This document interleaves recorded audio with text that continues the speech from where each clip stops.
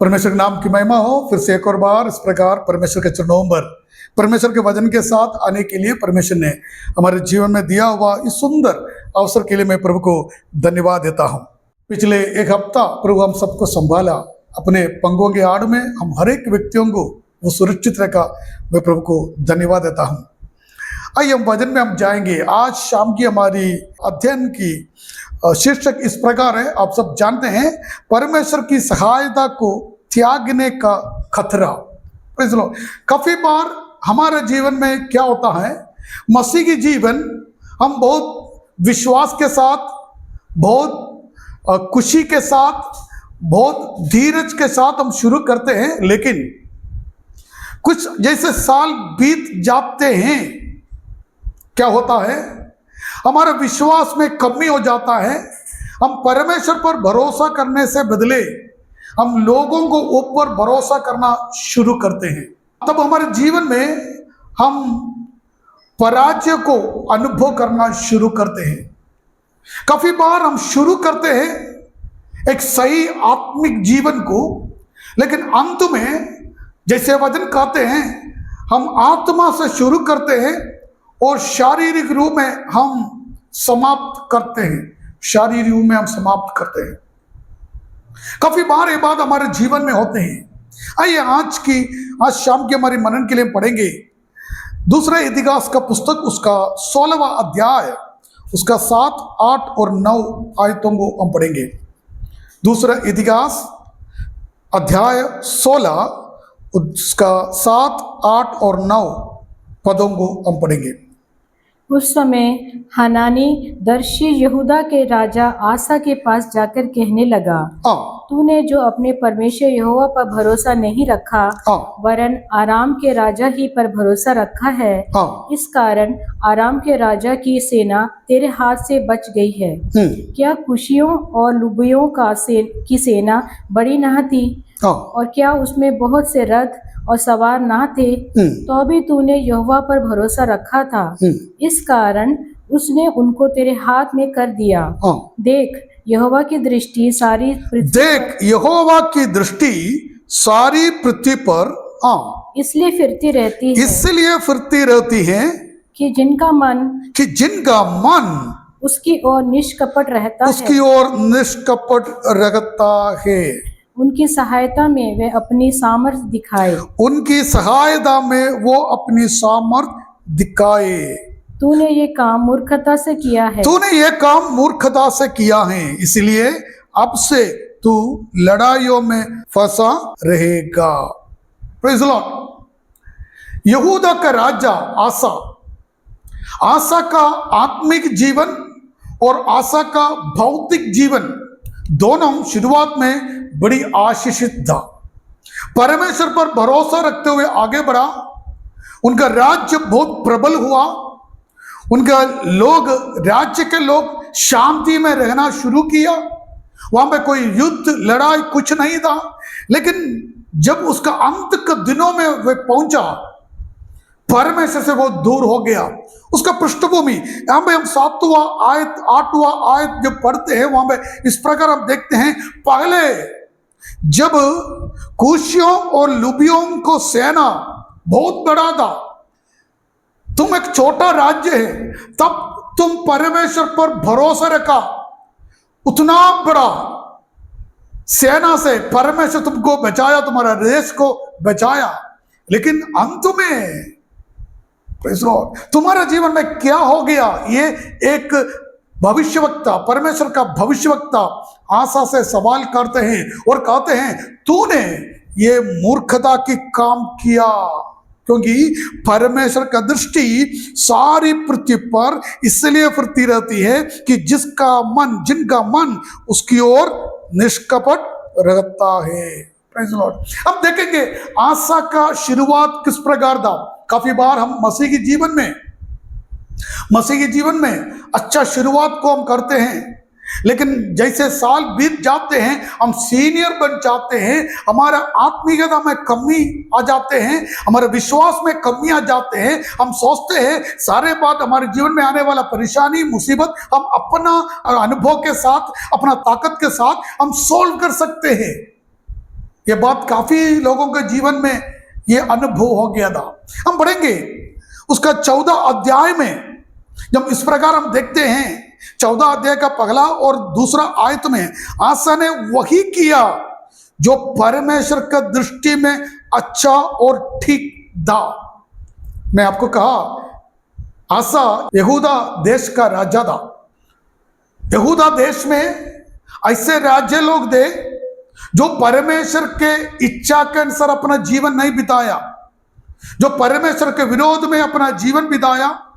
उसके कारण मूर्ति पूजा देश में पहुंच गया, लोग मूर्ति पूजा करना शुरू किया, लोग परमेश्वर से दूर हो गया। उसके बीच में एक ऐसा राजा देश में आया, उसका नाम आसा है, जो शुरुआत में परमेश्वर की दृष्टि में जो अच्छा और ठीक था वो उसने किया। अब देखते क्या उसने किया। 14 अध्याय का 3 और 5वां पद में हम इस प्रकार पढ़ते हैं, उसने तो पराई वेदियों को और ऊंचे स्थानों को दूर किया, लाटों को तुड़वा डाला और अशेरा नाम मूर्तों को तोड़ डाला और यहूदियों को आज्ञा दी कि अपने पूर्वजों के परमेश्वर यहोवा की खोज करे और व्यवस्था और आज्ञा को माने। ये सब आसा अपना आत्मिक जीवन का या अपना भौतिक प्रोफेशनल जीवन का शुरुआत में यह किया। उसके कारण क्या हुआ मैं मालूम है। 6 और 7वां आयत में हम इस प्रकार पढ़ते हैं, यहूदा देश में गढ़ वाले नगर बसाया, देश में चैन रहा, शांति आया, वहां पे कोई लड़ाई नहीं था, युद्ध नहीं था। हम बहुत अच्छी रीत से हम देखते हैं देश अच्छा एक शांति के रूप में आगे बढ़ रहा था। Praise God. हम देखते हैं यहूदा में शांति रही, युद्ध नहीं हुआ। उसने नगरों को चारों ओर दीवारों और मीनारें बनवाई। 14 अध्याय का 8वां पद में हम देखते हैं सब लोग ने परमेश्वर को ढूंढा और सब आत्मीय रूप से आगे बढ़ना शुरू किया, आगे बढ़ना शुरू किया। हम देखते हैं वहां पे 15वां अध्याय का 12वां पद में, वहां पे हम देखते हैं लोग परमेश्वर के साथ एक वाचा बांधा, ये भी हम देखते हैं। उसका 9वां आयत में हम पढ़िए, 9वां आयत, 14 का 9वां आयत। उनके विरुद्ध 10 लाख पुरुषों की सेना और 300 रथ लिए हुए जेरह नामक एक कूशी निकला और मारेशा तक आ गया। ओके, यहाँ पे 9वां आयत में हम इस प्रकार पढ़ते हैं, उनके विरुद्ध 10 लाख पुरुषों की सेना और 300 रथ लिए हुए जेरह नाम एक कूशी निकला और मारेशा तक आ गया युद्ध लड़ने के लिए। आपको मालूम है, मैंने आपको कहा यहूदा एक छोटा राज्य था, मतलब यहूदा में सिर्फ 2 गोत्र के लोग थे, यहूदा गोत्र और बिन्यामीन गोत्र का लोग थे। बहुत छोटे संख्या के देश था।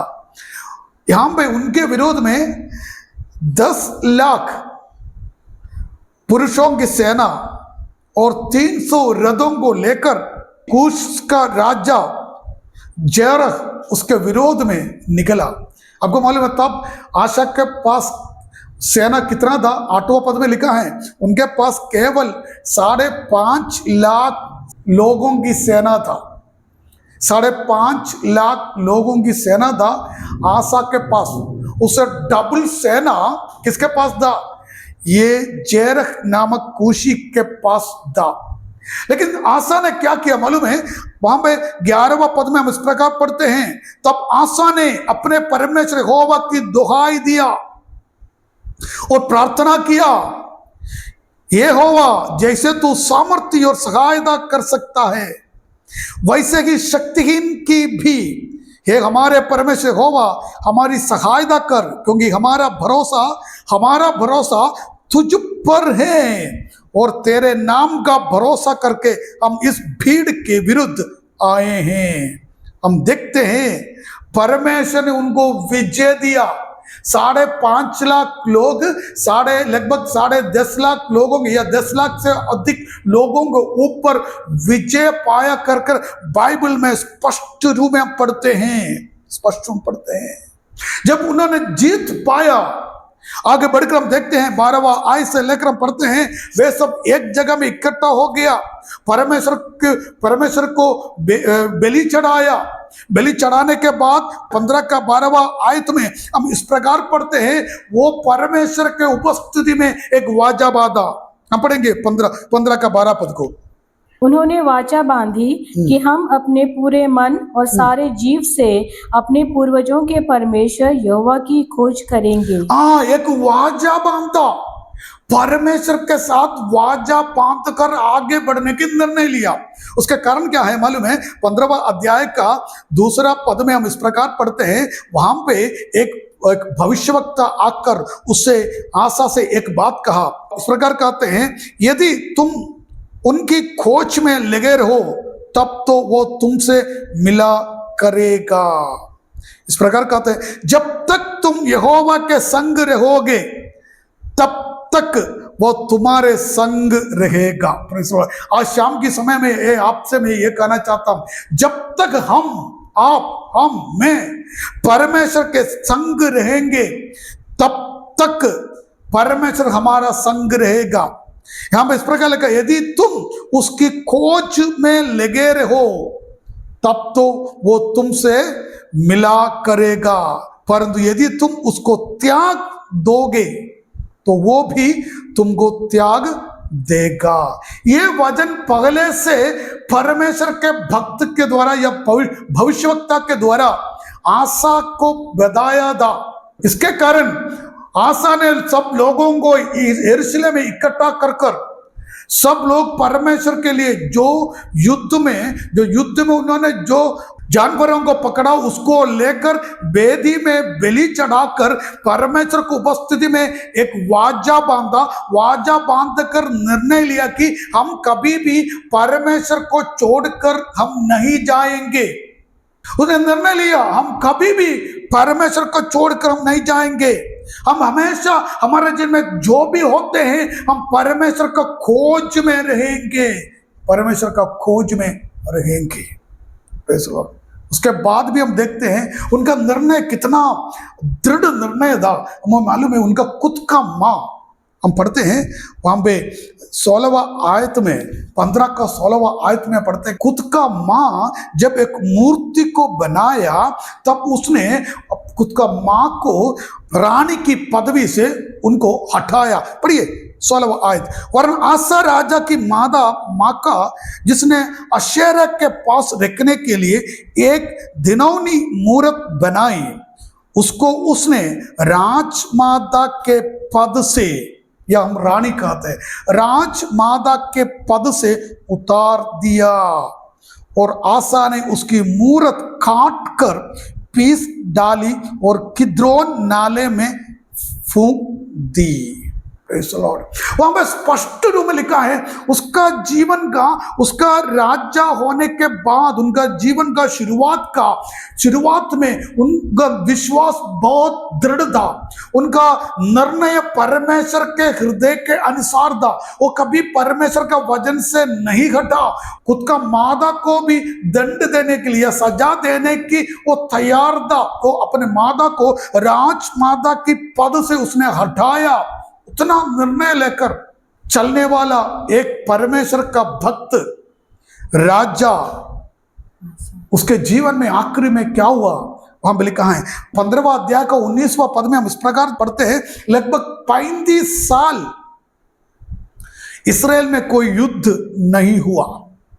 35 साल उसका राज्य करने का, 35 साल पूरा यहूदा में, इसराइल नहीं, यहूदा में, इसराइल और यहूदा इस समय में अलग अलग राज्य है, मैं आपको बाद में बताऊंगा, इसलिए मैंने बोला यहूदा में लगभग 35 साल शांति रहा, कोई युद्ध या लड़ाई नहीं था, क्योंकि आसा परमेश्वर का वचन के अनुसार आगे बढ़ा। Praise the Lord. लेकिन 35 साल के बाद उनके जीवन में क्या हुआ, हम आगे पढ़ते हैं। आपको मालूम है, जब एक राज्य शुरुआत में उनका सेना कम होगा, उनका बल कम होगा, शक्ति कम होगा, उस समय में वो परमेश्वर पर भरोसा किया। लेकिन जब वो 35 साल के बाद जब काफी सालों का अनुभव उनके जीवन में आया, वो विश्वास में स्थिर होकर आगे बढ़ने वाला था, लेकिन वो विश्वास से पीछे हटा कर बाइबल में लिखा है 16वां अध्याय का पहला पद में इस प्रकार हम देखते हैं, इस्राएल के राजा बादशाह, इसलिए मैंने बोला आसा यहूदा का राजा था, इस्राएल के राजा बादशाह। अब अभी आप काफी लोग सोचे होंगे, दोनों यहूदी लोग हैं, इस्राएल और यहूदा के बीच में क्या फर्क है? छोटा सा पृष्ठभूमि, सुलेमान के मृत्यु के बाद शाऊल, दाऊद और सुलेमान, ये तीनों राजा के समय में पूरा इस्राएल एक ही राज्य था। उसको यूनाइटेड किंगडम हम कहते हैं, संयुक्त राज्य, साम्राज्य या राज्य, यूनाइटेड किंगडम कहते हैं। पूरा इस्राएल से नॉर्थ से लेकर नीचे साउथ तक एक ही देश था। लेकिन सुलेमान के मृत्यु के बाद राज्य 2 भाग में विभाजित हो गया। उसका बेटा रहोबयाम के साथ यहूदा का गोत्र और बेन्यामीन का गोत्र रहा, और यरोबाम नामक एक व्यक्ति के नेतृत्व में बाकी 10 गोत्र के लोग अलग होकर दूसरे राज्य का स्थापना किया। वो राज्य का नाम है इस्राएल, और उस देश का नाम है इस्राएल, और रहोबयाम का राज्य का या देश का नाम है यहूदा का राजधानी था यरूशलेम, और इस्राएल का राजधानी था शमरिया। 2 भाग में राज्य विभाजित हो गया। 2 भाग में राज्य विभाजित होने के कारण, पढ़िए पहला आयत को पढ़िए, 16 का पहला आयत। आसा के राज्य के 36वें वर्ष में इस्राएल के राजा बादशाह ने यहूदा पर चढ़ाई की और रामा को इसलिए दृढ़ किया कि यहूदा के राजा आसा के पास कोई आने जाने ना पाए। उसके कारण क्या मालूम है? 2 भाग में राज्य विभाजित होने के बाद इस्राएल में 10 गोत्र का लोग है, बड़े संख्या में है। यरूशलेम में छोटा राज्य है, लेकिन इस्राएल यहूदा में यरूशलेम में है यहूदी लोगों का मंदिर। यहूदी लोगों को पूरा दुनिया में एक ही मंदिर है, वो यरूशलेम में है। यहूदी लोगों के लिए पूरा दुनिया में एक ही मंदिर है, वो यरूशलेम में है। जो लोग इस्राएल राज्य में चले गया, 2 राज्य विभाजित होकर अलग हो गया, वहां के यहूदी लोगों को परमेश्वर की आराधना करने के लिए यहूदा में आना पड़ा। तब इस्राएल के राजा बादशाह ये सोचा, जब यहूदी लोग या इस्राएल के लोग यहूदा में यरूशलेम में आराधना करने के लिए जब आएंगे, तब यहूदा का राजा उनको अपने पक्ष में करा के उनके विरोध में युद्ध लड़ेंगे। इसलिए उसने रामा एक बॉर्डर था, सीमा में वहां का दीवार को दृढ़ किया, ताकि लोग इस्राएल से यहूदा में ना जाए। ओके, आगे हम बढ़ेंगे, पढ़िए उसका दूसरा पद। तब आसा ने यहोवा के भवन और राजभवन के भंडारों में से चांदी सोना निकाल दमिश्क वासी अराम के राजा बेन-हदद के पास दूत भेजकर ये कहा, जैसे मेरे तेरे पिता के बीच वैसे ही मेरे तेरे बीच भी वाचा बंधे।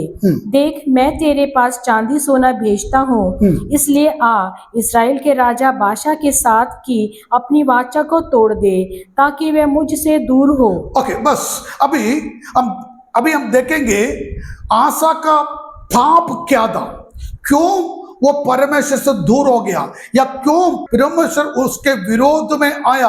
वहां पर लिखा है, जब खुद के भाई लोग, इस्राएल के लोग यहूदा के लोगों के विरोध में युद्ध लड़ने की कोशिश किया, तब ये आसा परमेश्वर की दुहाई नहीं दिया, परमेश्वर के खोज में नहीं रहा, परंतु अपने लोगों के विरोध में युद्ध लड़ने के लिए आसा अन्य जाति के राजा का मदद मांगा।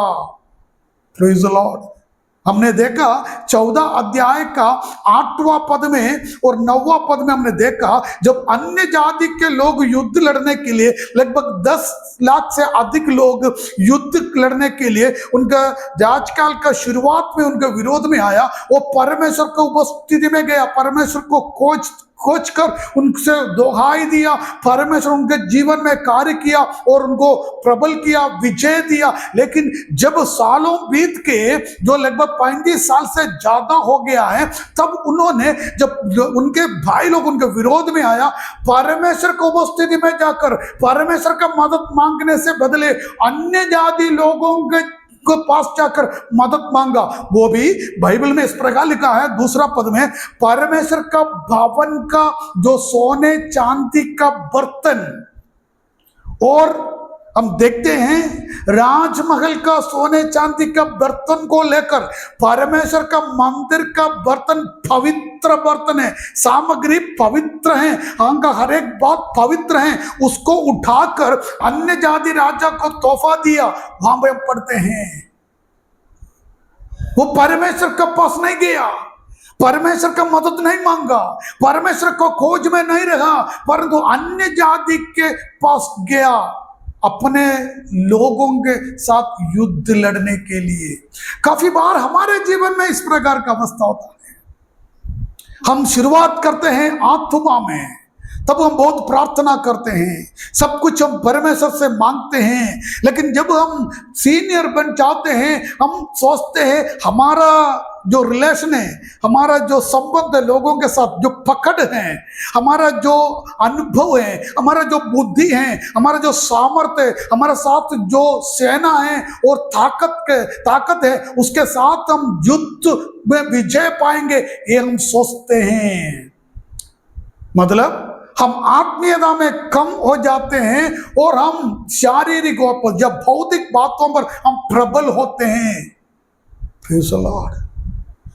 इसलिए परमेश्वर ने कहा शुरुआत में तुम कूश के राजा आया, तुम मेरे पास आया, वो कूश के राजा की सेना इन सारे सेनाओं से बढ़कर गए और बड़े थे, उनके ऊपर परमेश्वर तुम्हें विजय दिया। लेकिन अभी अपने लोगों के साथ, अपने भाई लोगों के साथ जो युद्ध आया, उनके विरोध में युद्ध आया, तो अन्य जातियों का मदद मांगा, परमेश्वर के पास नहीं गया। 10वां आयत को पढ़ेंगे, 16 का 10वां आयत।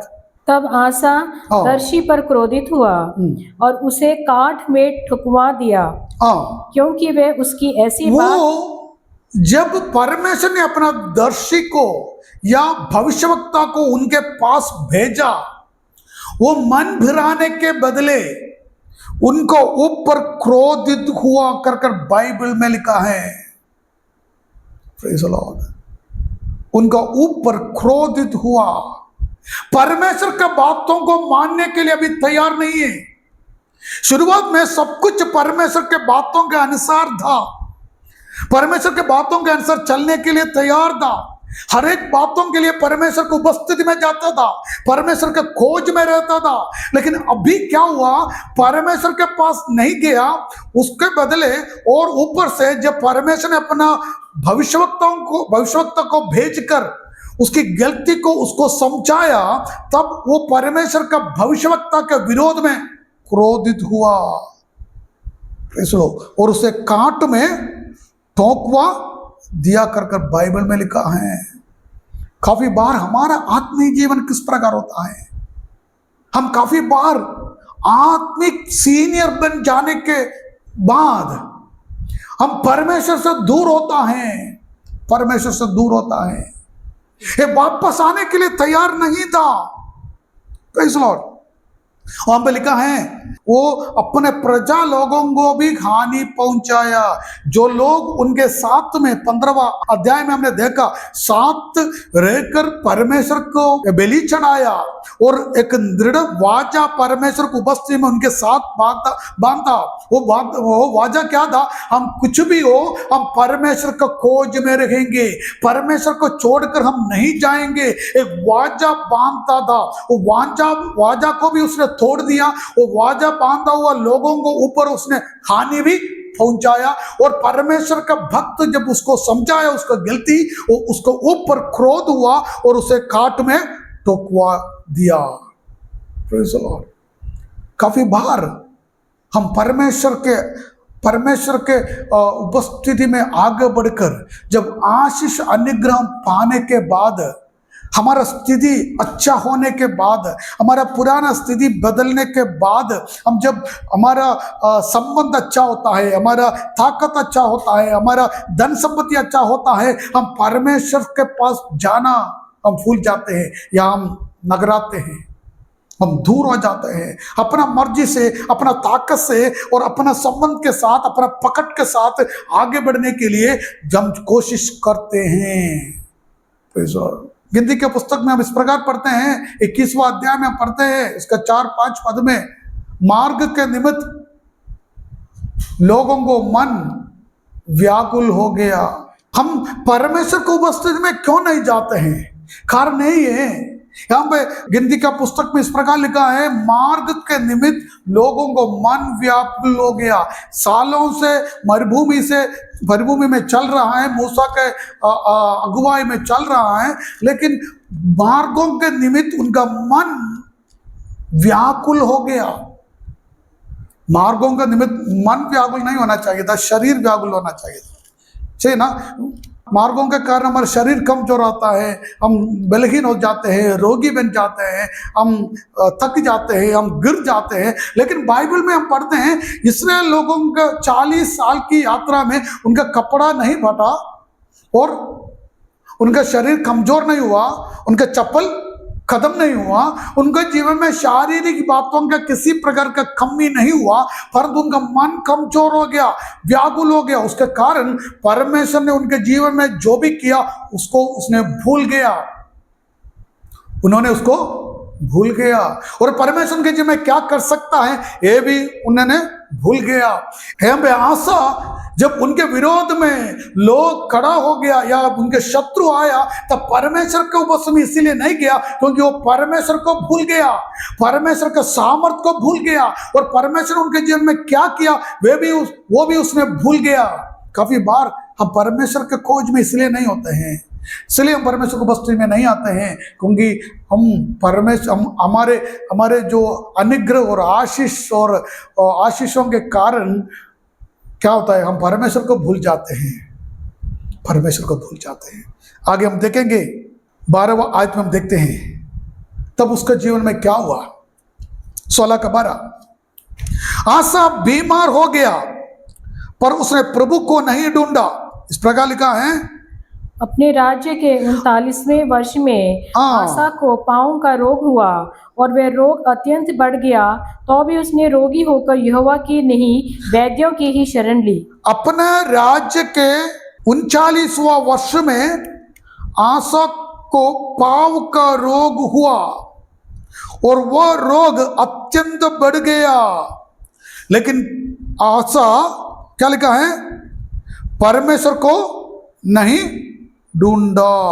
इस प्रकार लिखा है, आसा अपने राज्य के 39वें वर्ष में आसा को पांव का रोग हुआ और वह रोग अत्यंत बढ़ गया, तो भी उसने रोगी होकर यहोवा की नहीं वैद्यों की शरण ली। रोगी होने के बावजूद भी, रोग उसके जीवन में बढ़ने के बावजूद भी वो परमेश्वर को नहीं ढूंढा, परमेश्वर को उपस्थिति में नहीं गया, परमेश्वर को दुहाई नहीं दिया, परमेश्वर के उपस्थिति में नहीं गया, परमेश्वर से प्रार्थना नहीं किया, परंतु वैद्यों को पास गया करके बाइबल में लिखा है। Praise the Lord. मतलब जैसे आशीषों को उनके जीवन में उसने पाया, वो बहुत हमारे भाषा में अहंकार व्यक्ति बना, घमंड व्यक्ति बना, परमेश्वर को उपस्थिति में जाने के लिए वो तैयार नहीं था। Praise the Lord. जब मैं आगे पढ़ा, अब इस बात को देखना, वो रोगी बनकर 1 हफ्ते में, 2 हफ्ते में, 1 महीने के अंदर उसका मृत्यु नहीं हुआ। वहां पे लिखा है 41वां वर्ष में उसका मृत्यु हो गया। वहां पे 13वां पद में लिखा है 41वां वर्ष में उसका मृत्यु हो गया। 39 वर्ष में वो रोगी हो गया, मतलब लगभग 3 साल, 2 साल से ज्यादा वो रोगी होकर रहने के बावजूद भी परमेश्वर की ओर मुड़ने के लिए और परमेश्वर की उपस्थिति में जाने के लिए, परमेश्वर से प्रार्थना करने के लिए वो तैयार नहीं था। उसका मन और कठोर बन गया। Praise the Lord. मुझे सुनने वाले प्रिय लोगों, आसा उसका शुरुआत अच्छा था, उसका शुरुआत अच्छा था, लेकिन उसका अंत का दिन परमेश्वर से वो दूर हो गया, परमेश्वर से दूर हो गया। हम इस प्रकार पढ़ते हैं गलातियों के पत्र 3:3, इस प्रकार पौलुस कहते हैं, क्या तुम ऐसे निर्बुद्धि हो कि आत्मा की रीति पर आरंभ कर अब शरीर की रीति पर अंत करोगे। पौलुस पूछते हैं, क्या तुम ऐसे निर्बुद्धि हो? गलातिया की कलीसिया के लोगों से कहते हैं, क्या तुम ऐसे निर्बुद्धि बन गए हो? आत्मा से शुरू होने के बाद शारीरिक रीत में, शरीर की रीति पर अंत करोगे। आशा के जीवन में यही हुआ। हम अपने आप को परखना बहुत जरूरी है।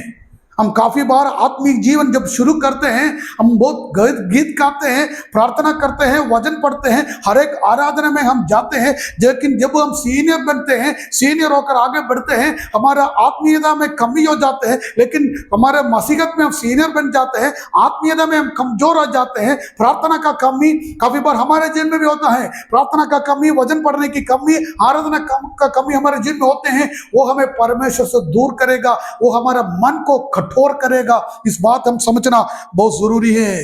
परमेश्वर का मन क्या था? 16वें अध्याय के 7वें पद में जो भविष्यवक्ता के शब्दों से इस प्रकार हमको समझ में आता है। परमेश्वर आशा से कहना चाहता है, पर आशा, मैं तुम्हें बादशाह से छुड़वाना चाहता था, मैं तुम्हें आशा का कहते, मैं तुम्हें सीरिया के राजा से भी छुड़ाना चाहता था।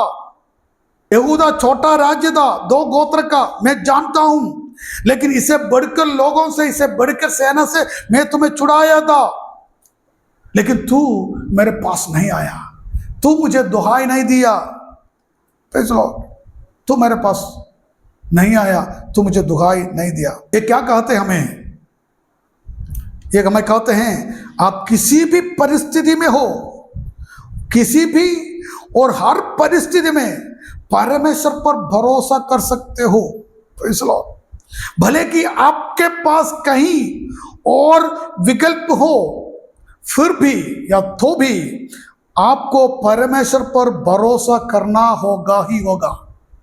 हमारे जीवन में हम देखते हैं, मैं एक्सप्लेन करना नहीं चाहता हूं, पौलुस की जर्नी हम प्रेरितों का पुस्तक 27वां अध्याय में हम देखते हैं, जब रोम की ओर जाना चाहता था, जब जहाज निकलने के समय में पौलुस ने बोला मत निकालना, लेकिन जहाज के कप्तान और वहाँ के लोग पौलुस को बात नहीं माना। उनको एक छोटा सा आंधी आया, उनको अच्छा लगा, वो निकालना शुरू किया। मैं हमेशा कहता हूँ, जब हम परमेश्वर से दूर होने की मन होता है, हमारे सामने बहुत सारे रास्ता आते हैं, बहुत सारे सुविधा आता है, बहुत सारे ऑफर आते हैं, बहुत सारे जैसे हम कहते हैं, बहुत सारे रास्ता हमारे सामने खुल जाता है।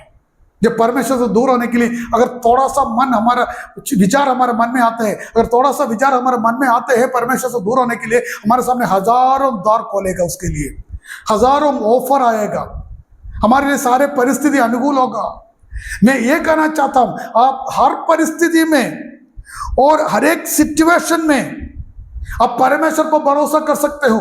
चाहे आपके जीवन में कई विकल्प हो, कई रास्ता हो, तो भी परमेश्वर कहते हैं आप परमेश्वर ही पर भरोसा रखना है, उसके अलावा किसी और पर नहीं है। समस्या यह है कि आपको बस विश्वास की जरूरत है, विश्वास की जरूरत है। काफी बार धन संपत्ति बढ़ने से विश्वास की कमी हमारे जीवन में होता है, विश्वास की कमी होता है। परमेश्वर आपकी हर परिस्थितियों में और आपके जीवन में काम करने के लिए तैयार है। हम बढ़ेंगे एसेकिएल का पुस्तक 22वां अध्याय का 30वां पद। मैंने उनमें ऐसा मनुष्य ढूंढना चाहा जो बाड़े को सुधारे और देश के निमित्त नाके में मेरे सामने ऐसा खड़ा हो कि मुझे उसका नाश न करना पड़े, परंतु ऐसा कोई न मिला। परमेश्वर कहते हैं परमेश्वर हमेशा कम से कम एक व्यक्ति को खोज में है जो परमेश्वर के सामने खड़ा रहता है। अगर हम परमेश्वर के सामने खड़े रहने के लिए तैयार है, हमारा जीवन बच जाएगा। एक व्यक्ति के कारण एक देश भी बच जाएगा, ये परमेश्वर कहते हैं। उतना विश्वास हर एक व्यक्ति के जीवन में होना जरूरी है। परमेश्वर ये कह रहे हैं, मैं आपकी मदद करने के लिए इंतजार कर रहा हूं। ये बात परमेश्वर आशा से भी कर रहा है। क्या है आशा? मैं तेरी मदद करने के लिए इंतजार कर रहा हूं, लेकिन तू मुझे नहीं ढूंढा, तू मेरे पास नहीं आया, तू मुझे दुहाई नहीं दिया। Praise Lord. जब तू पहले शुरुआत में मेरे पास आया, मैंने तुम्हें बड़ी विजय दिया, लेकिन अब मैं तेरे लिए ढूंढ रहा था, तेरे लिए इंतजार कर रहा था, मैं तेरा प्रतीक्षा में था, लेकिन तू मेरे पास नहीं आया। हम जानते हैं अय्यूब के बारे में, उसके जीवन में बहुत सारे कष्टदायक आए, लेकिन वो परमेश्वर पर भरोसा रखकर आगे बढ़ा। मैं हमेशा याद रखता हूं उसका अय्यूब का 13वां अध्याय का 15 पद में अय्यूब कहते हैं, चाहे वो मुझे घात करे तो भी मैं उसी पर मेरा भरोसा रखूंगा। अय्यूब को धन संपत्ति बहुत था, उनका 10 बच्चे थे, सब कुछ उनके पास था, लेकिन सब कुछ उसने एक दिन खोया। खोने के बाद भी एक शब्द भी वो परमेश्वर के विरोध में ना कहा। पर हम देखते हैं अय्यूब का पुस्तक 1 अध्याय 2 अध्याय में पढ़ते हैं, अय्यूब इन सारे बात होने के बावजूद भी एक शब्द से भी परमेश्वर के विरोध में ना कुछ एक शब्द भी नहीं बोला। स्पष्ट में वहां पर लिखा है। परमेश्वर आपका खोज में है। आज आपका अवस्था क्या है मैं नहीं जानता हूं, आपके आत्मिक जीवन क्या है मैं नहीं जानता हूं, आपकी विश्वास के जीवन किस प्रकार है मैं नहीं जानता हूं। काफी बार हम अच्छे शुरुआत हम करते हैं, लेकिन धीरे धीरे हमारे विश्वास में कमी हो जाता है। हम धन संपत्ति और लोगों के ऊपर भरोसा करना शुरू करते हैं। परमेश्वर कहते हैं, आशा मैं तुम्हारे पुकार और प्रार्थना का इंतजार कर रहा था, मैं बचाने के लिए प्रतीक्षा कर रहा था, मैं तेरी आवाज सुनने का इंतजार कर रहा था, मुझे चंगा करने के तैयार था। 3 साल तुम बीमार होकर अपने बिस्तर में रहा, 3 साल, लगभग 3 साल तो एक दिन एक बार तक मेरी ओर नहीं आया, मुझे पुकारा नहीं। Praise the Lord. परमेश्वर अपने भक्तों के द्वारा आशा से कहते हैं, तुमने मुझे निराश किया, तुमने मुझे निराश किया। क्या हम परमेश्वर को निराश करने वाला है? परमेश्वर आपका प्रार्थना के लिए इंतजार कर रहा है, परमेश्वर आपका आराधना के लिए इंतजार कर रहा है, परमेश्वर आपका शब्द सुनने की प्रतीक्षा में है। चाहे आपकी अवस्था कुछ भी हो, आपकी परेशानी कुछ भी हो, वो आपकी मुसीबत के समय में तुम्हारी आवाज सुनने की प्रतीक्षा कर रहा है। परिस्थितियों कैसे भी हो, वो तुम्हारे साथ है। परमेश्वर तुम्हें दूसरा अवसर देने के लिए तैयार है। मैं ये सोचता हूं, जब आशा के जीवन में जब बीमारी आया, शायद परमेश्वर उनको परमेश्वर को उपस्थिति में वापस आने के लिए एक दूसरा चांस देने के लिए वो अवस्था उनके जीवन में आया होगा। शायद वो बीमारी आने से कारण वो परमेश्वर के पास वापस आएगा, परमेश्वर से दुहाई देगा या प्रार्थना करेगा या परमेश्वर को ढूंढेगा, तब मैं उनको चंगा करूंगा, उनको शुद्ध करूंगा, उनको और आगे खड़ा करूंगा। ये शायद परमेश्वर का मन में था। लेकिन लगभग 3 साल बीमार रहने के बावजूद भी, रोगी होने के बावजूद भी आशा परमेश्वर के पास वापस नहीं आया। हम देखते हैं अब्राहम के जीवन में, हम देखते हैं उत्पत्ति का पुस्तक 12वां अध्याय में उसका 10वां आयत से लेकर, जब अब्राहम आगाल के बातों को सुनकर परमेश्वर ने वायदा किया हुआ देश को छोड़कर मिस्र देश को चले गया। मिस्र देश को चले गए, उनके जीवन में क्या क्या हुआ हमें मालूम है। परमेश्वर फिरौन से बातचीत किया, फिरौन अब्राहम से बातचीत किया। जब अब्राहम को समझ में आया ये परमेश्वर का रास्ता नहीं है, मैंने जो किया गलत किया, परमेश्वर ये नहीं चाहते मैं मिस्र में रहूं, वो बाइबल में लिखा है वो तुरंत मिस्र देश छोड़कर वापस वायदा के देश में पहुंचा। वायदा के देश में पहुंचने के बाद परमेश्वर उनसे बातें करना शुरू किया, तब तक बातें नहीं किया। वायदा के देश में पहुंचने के बाद परमेश्वर उनसे बातें किया और परमेश्वर उनका बहुत बड़ा धनी व्यक्ति बनाया, उनको एक आशीष का कारण बनाया। परमेश्वर उनको बोला तू जिसको आशीष करेगा वो आशीष बन जाएगा। परमेश्वर उनको विश्वासियों का पिता बनाया। Praise the Lord. उनका पिछले दिनों से बढ़कर परमेश्वर को आशीष दिया। परमेश्वर एक और चांस देना चाहते हैं मेरे जीवन में, आपके जीवन में, हर एक व्यक्ति के जीवन में, आपके जीवन में एक और चांस परमेश्वर देना चाहते हैं। अगर आप शुरुआत अच्छा किया और इन दिनों में विश्वास से पीछे जाने की अवस्था है तो परमेश्वर आज का संदेश आपके लिए। परमेश्वर कहना चाहते हैं, मैं परमेश्वर इस प्रकार कहते हैं, मैं आपका इंतजार में हूं। परमेश्वर कहते हैं, परमेश्वर आपका आवाज के लिए खड़ा है, आवाज के लिए प्रतीक्षा करना है। अगर आप वापस आने के लिए तैयार है, एक और बार परमेश्वर को बस्ती में आकर प्रार्थना करने के लिए, उसका खोज में रहने के लिए, उसकी आराधना करने के लिए तैयार है, तो पिछले दिनों से बढ़कर आपको आशीष और अनुग्रह प्रदान करने के लिए परमेश्वर सर्वशक्तिमान है। पतरस के जीवन में भी ऐसा अवस्था हुआ, वो उसका विश्वास का जीवन थोड़ा सा हिल गया। 3 बार परमेश्वर यीशु मसीह को इनकार किया, लेकिन बाइबल कहते हैं परमेश्वर को ढूंढ के गया और परमेश्वर को वापस नियुक्त किया। Praise the Lord. हम देखते हैं यूहन्ना का सुसमाचार उसका आखिरी अध्याय में इन बातों को हम देखते हैं। परमेश्वर पतरस से बातें किया, पतरस लौटकर परमेश्वर को उपस्थिति में आया, परमेश्वर ने उसे फिर से बहाल किया और भी सामर्थ्य रीति से उसको उपयोग किया। जब वो वापस आया उसका आत्मिक जीवन, उसकी सेवकाई पिछले दिनों से बढ़कर था। पेंतकोस्त के दिन में परमेश्वर को 12 चेलों के बीच में उसको अगुवा के रूप में खड़ा कर दिया और प्रचार किया। उसका पगला प्रचार में 3000 लोग आया, पगला प्रचार में 3000 लोग आया। उसके बाद वो 5000 में बदल गया।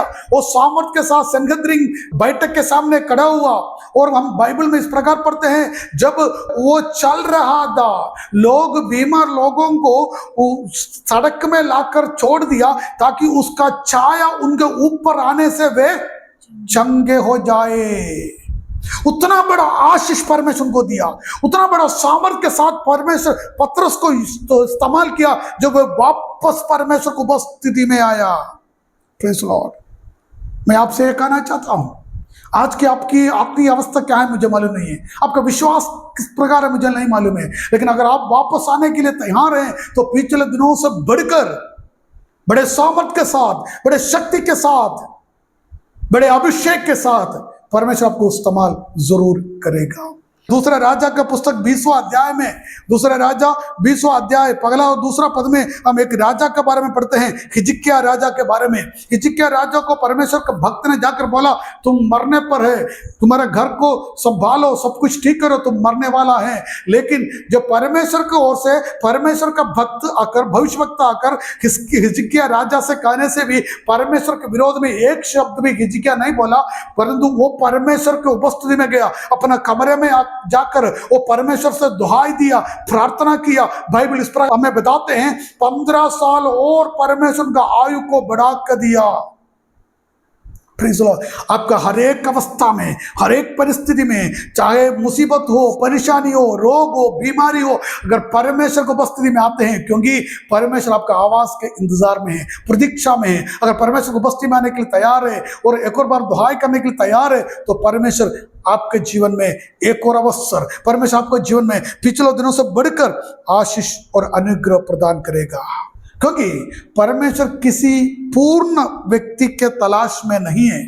हम कोई भी सिद्ध व्यक्ति नहीं है, कोई भी परिपूर्ण नहीं है, कोई भी सिद्ध नहीं है। हमारे जीवन में कमजोरियां हैं, बलहीनता हैं, लेकिन परमेश्वर कहते हैं वापस आ, मैं तुम्हें बड़े अभिषेक के साथ इस्तेमाल करूंगा। आपके जीवन में समस्याएं और कमियां आ सकती हैं, लेकिन परमेश्वर कहते हैं फिर भी मैं तुम्हें चाहता हूं, तुम्हारे उपस्थिति में वापस आ, मैं तुम्हें बड़े आशीष के साथ, अनुग्रह के साथ आगे चलाऊंगा। मैं एक आयत को याद करता हूं, आयत को बताकर मैं समाप्त करना चाहता हूं। भजन संहिता 121 में वचन लेकर किस प्रकार कहता है, मैं अपने आंखें पर्वत की ओर उठाता हूं।